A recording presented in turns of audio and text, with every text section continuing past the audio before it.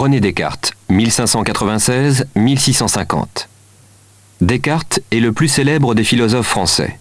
Pourtant, la tradition l'a souvent réduit au rationalisme un peu rigide du trop fameux esprit cartésien. C'est là passer un peu vite sur la complexité d'une philosophie qui inaugure et nourrit toute la pensée moderne. René Descartes est né en 1596 à La Haye en Touraine.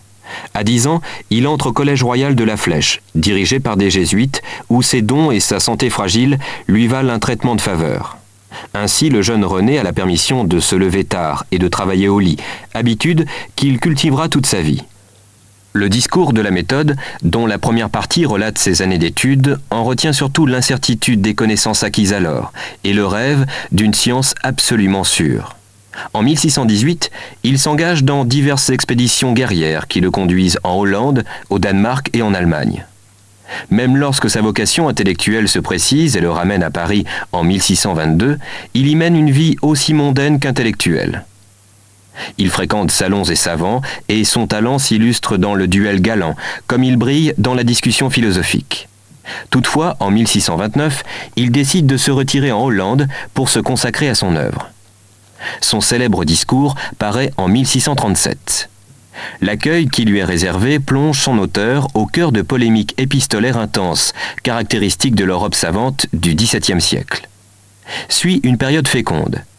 Descartes publie, non sans se heurter à la censure, les Méditations sur la philosophie première, les principes de la philosophie et enfin les passions de l'âme, traités largement inspirés par sa correspondance avec la princesse Élisabeth, exilée en Suède.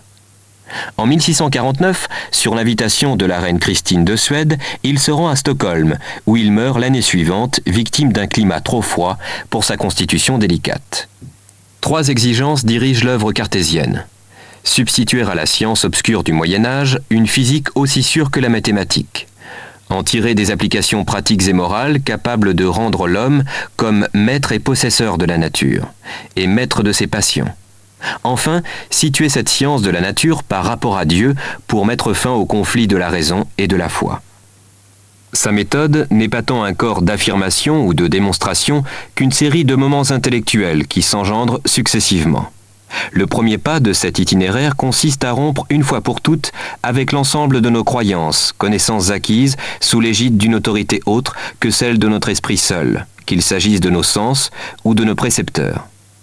La méthode pour y parvenir est le doute, qui, radicalisé grâce à l'hypothèse extrême d'un malin génie, trompeur en toute chose, suspend notre adhésion aux plus fortes évidences, comme celle de l'existence de notre corps et du monde, ou encore celle des vérités mathématiques.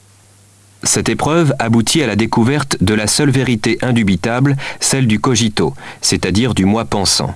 Car en doutant, j'exerce une activité de pensée que le doute ne peut récuser. Douter, c'est penser, et par conséquent affirmer la certitude de l'existence. Tant qu'il m'est possible de penser, je peux dire que je suis et que j'existe. Aussi le cogito cartésien propose-t-il le modèle d'une certitude sans faille, d'une connaissance absolument certaine, dont l'objet le plus évident est précisément la pensée, que Descartes définit comme étant plus aisément connaissable que le corps. De cela résulte un dualisme entre l'âme et le corps, entre pensée et étendue.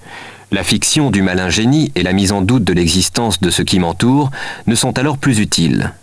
La connaissance des corps est rétablie, non plus comme saisie confuse et empirique d'un amas de qualités sensibles, mais comme détermination rationnelle de l'étendue. Le dualisme ontologique est la traduction philosophique des débuts de la science moderne qui cherche à appréhender tous les corps sur le modèle de l'étendue et à mathématiser la physique. En revanche, l'union de l'âme et du corps en l'homme, différente d'une simple juxtaposition des deux substances, est une notion limite. Pour la comprendre, Descartes détermine un lieu qui, dans le cerveau, unifie ces deux substances, la glande pinéale, et qui permet la conciliation de la dimension physique et métaphysique de sa philosophie. Mais notre corps est un fait dont la raison ne peut rendre compte intégralement. Il s'agit désormais d'éduquer notre nature mixte afin d'instaurer et de garantir une correspondance entre l'âme et le corps. Ainsi Descartes rapproche-t-il la morale de la médecine afin d'établir la liste des principes nous permettant de faire cohabiter harmonieusement l'âme et le corps, eux qui sont par nature soumis aux aléas de l'existence.